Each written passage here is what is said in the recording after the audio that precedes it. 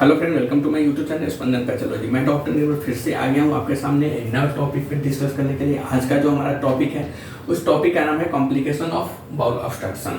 और हम bowl obstruction के बारे में जो भी थोड़ा बहुत रह गया हुआ है, जिसको हम ज़्यादा डिस्कस नहीं कर पाए हैं, उस पॉइंट्स के ऊपर हम लोग आज डिस्कस करेंगे। और मेनली आज हम सिर्फ लेक्चर ही बताने वाले हैं। आज इसका नोट हम राइट डाउन नहीं करेंगे बाउल ऑब्स्ट्रक्शन का क्या है। इसका जो नोट है वो हम आपको नेक्स्ट वीडियो में अपलोड कर देंगे, या फिर आप हमारे ऑफलाइन से ले सकते हैं। तो अभी हम देखेंगे बाउल ऑब्स्ट्रक्शन के कॉम्प्लिकेशंस में क्या क्या होता है। उससे पहले हम फैक्ट्स जानेंगे कि बाउल ऑब्स्ट्रक्शन में क्या क्या है। ठीक है, तो बाउल ऑब्स्ट्रक्शन तो जैसा कि हम आपको बता चुके हैं कि what is bowel obstruction, types of bowel obstruction, और फिर क्या बताएं आपको सिम्टम्स ऑफ बाउल ऑब्स्ट्रक्शन।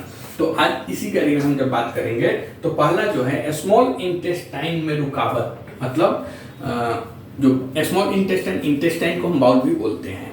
तो स्मॉल इंटेस्टाइन में रुकावट, ऑब्स्ट्रक्शन, रुकावट का मतलब होता है ऑब्स्ट्रक्शन होना, आम बात है। स्मॉल इंटेस्टाइन में ऑब्स्ट्रक्शन या रुकावट होना आम बात है, यह कोई बड़ी बात नहीं है। बट लार्ज इंटेस्टाइन में, जैसा कि हम सभी जानते हैं कि हमारे पास दो इंटेस्टाइन होते हैं, स्मॉल एंड लार्ज। तो स्मॉल इंटेस्टाइन में ऑब्स्ट्रक्शन होना मतलब रुकावट होना कोई बड़ी बात नहीं है, यह आम बात है। बट लार्ज इंटेस्टाइन में रुकावट होना टेंशन की बात होती है। लार्ज इंटेस्टाइन में ऑब्स्ट्रक्शन हो रहा है तो रुकावट होना काफी टेंशन देने वाली बात होती है। जैसा कि हम लोगों ने देखा था कि मोस्टली 80% केस में स्मॉल बाउल ऑब्स्ट्रक्शन होता है, मतलब छोटी आंत में ही ऑब्स्ट्रक्शन होता है, रुकावट होता है। 20% जो केस होते हैं उसमें ही लार्ज बाउल ऑब्स्ट्रक्शन या लार्ज इंटेस्टाइन ऑब्स्ट्रक्शन होता है। ठीक है, तो लार्ज इंटेस्टाइन में अगर ऑब्स्ट्रक्शन हो रही है, रुकावट हो रही है, तो यह कहीं ना कहीं थोड़ा एक टेंशन लेने वाली बात होती है। क्योंकि कोलोन कैंसर, जैसा कि आप सभी जानते हैं कोलोन कैंसर के बारे में,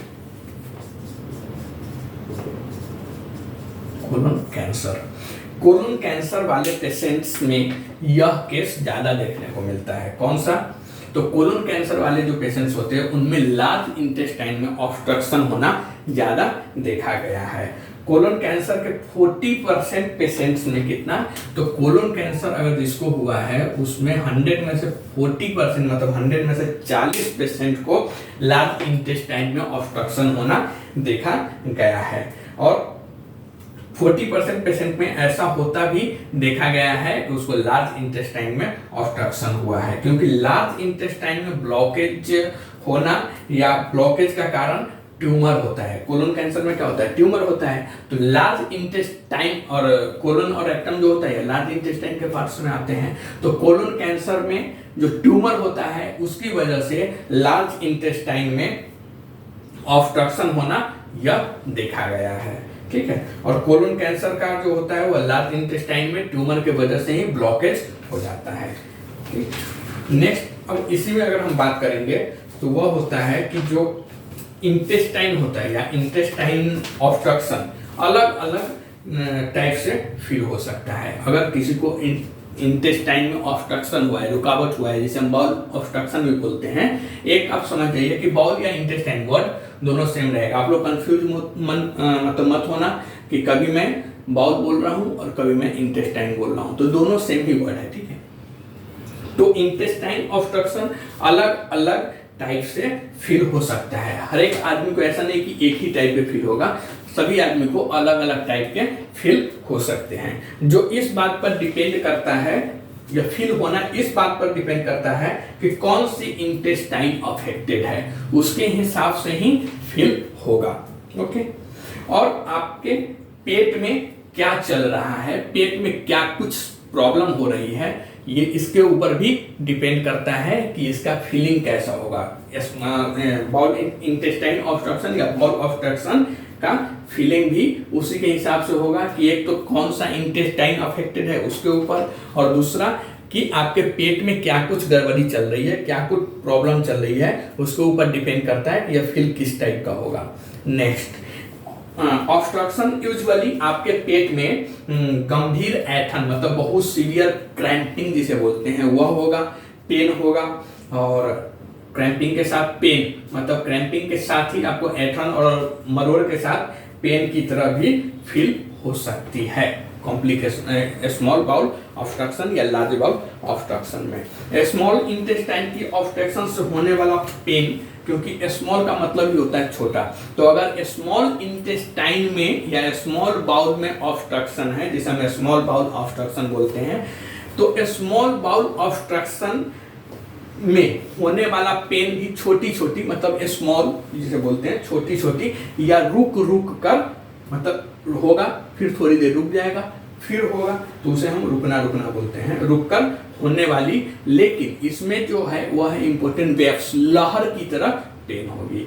तो स्मॉल इंटेस्टाइन में अगर रुकावट है, स्मॉल बाउल ऑब्स्ट्रक्शन है, तो इसमें जो पेन होगा वह छोटी छोटी रुक रुक कर लहरों वाली पेन होगी, जो हर कुछ मिनट के बाद आपको, जैसे 1 मिनट के, 2 मिनट के, 5 मिनट के बाद, तो हर एक कुछ मिनट के अंतराल पर यह पेन आपको पेट के अंदर होगी। इसमें पेन एक ही स्थान पर होने की संभावना अधिक होती है। अगर पेट के अंदर हमें यहाँ पे पेन हो रही है, तो इसके बाद भी हर एक 2 मिनट, 4 मिनट, 10 मिनट के बाद जो पेन होगी वो भी यहीं पे होगी, बट वह लहर स्मॉल बाउल ऑब्स्ट्रक्शन में याद देना है कि जो पेन होगा वह रुक रुक कर होगा। हम कुछ लक्षण से भी पता कर सकते हैं विदाउट डायग्नोसिस कि पेशेंट को कहाँ पे ऑब्स्ट्रक्शन हुआ है। तो ये स्मॉल बाउल ऑब्स्ट्रक्शन में क्या होगा कि एक ही स्थान पे, याद रखिए, एक ही स्थान पे रुक रुक कर छोटी छोटी और लहरों की तरह अगर पेन हो तो वह स्मॉल बाउल ऑब्स्ट्रक्शन कहलाता है। वह स्मॉल बाउल ऑब्स्ट्रक्शन का वह लक्षण है, वह हम लोग को देखना है।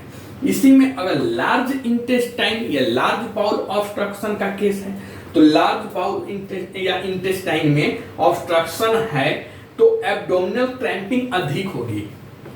इसमें स्मॉल इंटेस्टाइन या स्मॉल बाउल ऑब्स्ट्रक्शन में क्रैम्पिंग होगी, लेकिन उसके साथ पेन भी होगी, और एक ही स्थान पे होगी, लहरों की तरह होगी, और सीवियर होगी, रुक रुक कर होगी, थोड़ी देर के अंतराल पे होगी। तो यह सब स्मॉल बाउल ऑब्स्ट्रक्शन के केस में आता है। लेकिन लार्ज बाउल ऑब्स्ट्रक्शन है तो इसमें क्या होगी, एब्डोमिनल क्रैम्पिंग ज्यादा होगी, मतलब पेट में ऐंठेगा ज्यादा, पेट में मरोड़ेगा ज्यादा।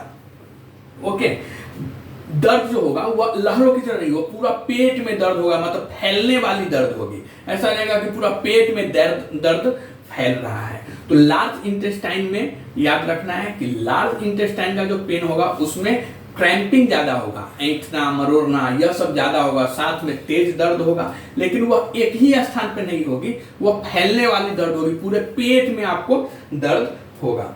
तो यह सब होता है लार्ज इंटेस्टाइन या लार्ज बाउल ऑब्स्ट्रक्शन का सिम्टम्स।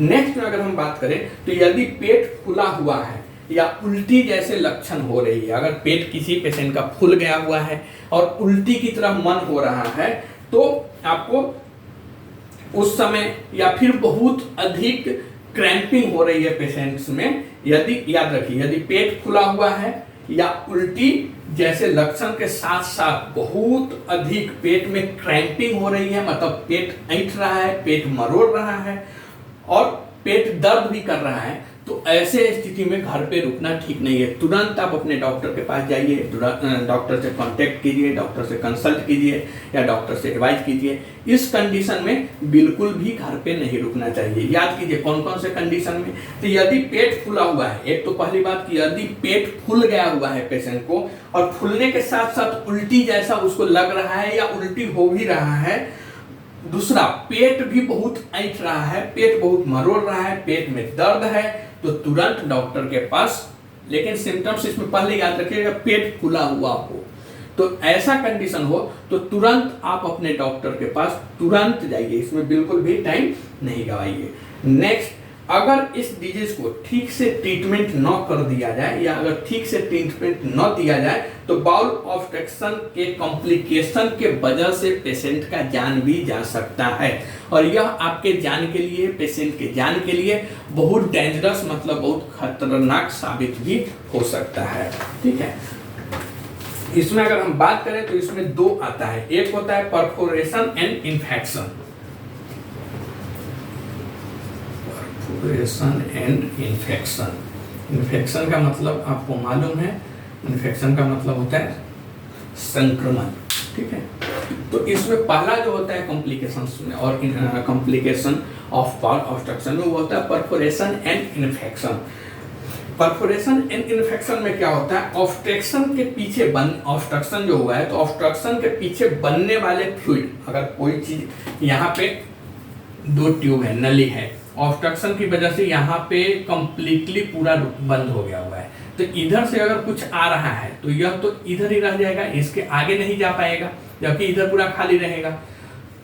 एक ट्यूब है, एक ट्यूब में आप समझिए कि कंप्लीट ऑब्स्ट्रक्शन हुआ है, मतलब पूर्ण रूपेण यह पूरा बंद हो चुका है, यहाँ पे कोई चीज किसी भी चीज की वजह से यह रुक गया हुआ है, तो इधर का जो चीज आने वाला हो यहाँ पे रुक जाएगा, जबकि इसको आना है इधर, लेकिन यह नहीं आ पाएगा क्योंकि यहाँ पे पूरा जाम हो गया है, पूरा रुक गया हुआ है। तो ऐसे कंडीशन में ऑब्स्ट्रक्शन के पीछे बनने वाले, मतलब इसके पीछे बनने वाले गैस या फ्लूइड या फिर जैसे हम लिक्विड बोलते हैं, या डाइजेस्टिव जूस जो खाना पचाने के लिए काम में आता है, तो वह जूस के वजह से बहुत अधिक प्रेशर बन जाता है। तो सिंपल सी बात है, यहाँ से अगर पहले चलिए 1 लीटर आया, 2 लीटर आया, 5 लीटर आया, जितना इसकी जो चौड़ाई है इसमें जितना इजीली बैठने वाला है उतना तक तो सेट हो जाएगा, लेकिन अगर इससे ज्यादा हो जाएगा तो प्रेशर कहाँ पे आएगा, यहाँ पे प्रेशर आएगा, यहाँ पे प्रेशर आएगा और यहाँ पे भी प्रेशर आएगा, मतलब तीनों साइड से प्रेशर आएगा और इस पे सबसे ज्यादा प्रेशर होगा क्योंकि यह इसे डायरेक्ट रूप से रोक रहा है।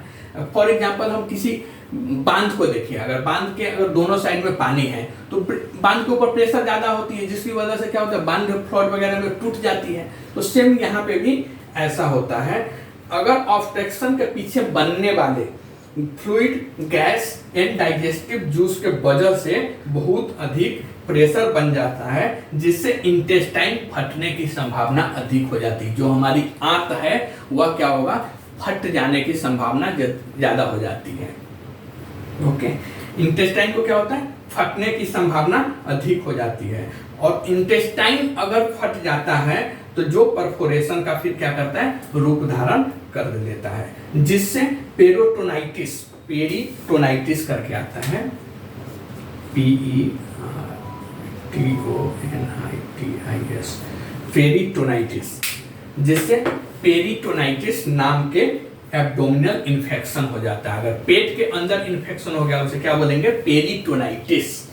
तो अगर इंटेस्टाइन फट जाता है, और फटने की संभावना भी अधिक होती है, क्यों, क्योंकि प्रेशर ज्यादा डेवलप यहाँ पे हो जाता है, प्रेशर ज्यादा बन जाता है, क्योंकि यह तो पूरा बंद हो गया रहता है, रुक गया रहता है, आगे कुछ जाने ही नहीं देता है। तो ऐसे कंडीशन में इंटेस्टाइन क्या होता है, फटने की संभावना हो जाती है कंप्लीट ऑब्स्ट्रक्शन में, और इंटेस्टाइन फटने की वजह से परफोरेशन हो जाता है, और परफोरेशन क्या करता है, तो परफोरेशन की वजह से पेरिटोनाइटिस नाम के एब्डोमिनल इन्फेक्शन हो जाता है, या फिर सेप्सिस। यह भी याद रखिए, पेरिटोनाइटिस के बाद सेप्सिस भी हो सकता है पेशेंट में।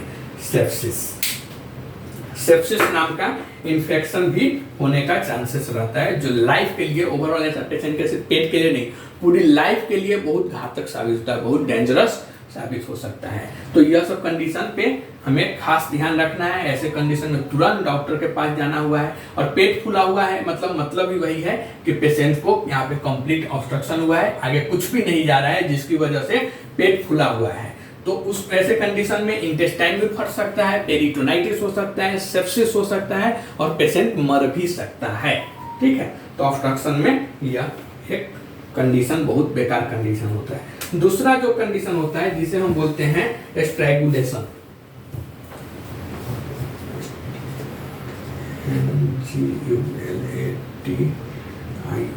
स्ट्रैगुलेशन, इसे हम टिश्यू डेथ के नाम से भी जानते हैं, टिश्यू डेथ। इसमें आपको नाम से ही समझ में आएगा, जो टिश्यू है जिसे हम ऊतक बोलते हैं वह मर जाती है। अब हम देखते हैं कि स्ट्रैगुलेशन क्या होता है। तो स्ट्रैगुलेशन में क्या होता है कि ऑब्स्ट्रक्शन की वजह से इंटेस्टाइन के कुछ हिस्से में पर्याप्त ब्लड नहीं मिल पाती है। फॉर एग्जाम्पल, यह एक वेन है, इधर से ब्लड जा रहा है और यहाँ पे ऑब्स्ट्रक्शन हो गया है, तो ब्लड यहाँ तक ही जाएगा, इधर तो ब्लड जाएगा नहीं, इधर पूरा खाली खाली रह जाएगा, पूरा ऐसे ही ब्लैंक जगह रहेगी, जबकि इधर पूरा ब्लड भर जाएगा सब में, लेकिन इधर पूरा डेवलप हो जाएगा ब्लड वेन के अंदर, लेकिन इधर नहीं जा पाएगा। ठीक है, इधर पूरा खाली हो जाएगा क्योंकि यहाँ पे ऑब्स्ट्रक्शन हुआ है, कोई चीज रोक रहा है उसको।